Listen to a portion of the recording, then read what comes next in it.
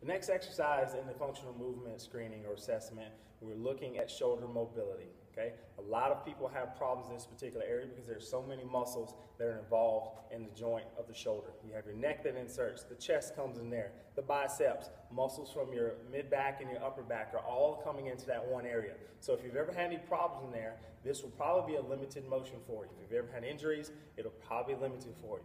One thing that we do before we perform this test is that we have to go through a screen to make sure no one's in pain. Okay, if you're not familiar with the scoring of the FMS, the highest you can get is a 3, a 2, a 1, and the lowest is a 0. But the only way that you can get a 0 is if you have pain in a movement. Okay, and here we want to be very particular because the shoulder is a very particular area. So what we're going to ask you to do is go through a screen where you place the palm on the shoulder, the opposite shoulder, and drape the fingers over.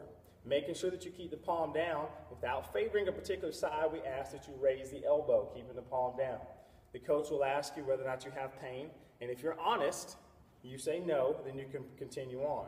But the coach can see whether or not you're compensating by shifting, and if you're wincing, that you most likely do have pain. Okay? Think about it in this scenario. If you're a professional athlete and you've got $1 million contract on the line, and a trainer asks you to do this test, and they see you shift like this, and they see you wince, they're going to know you have pain, and they're not going to make that $1 million investment in you if you have pain.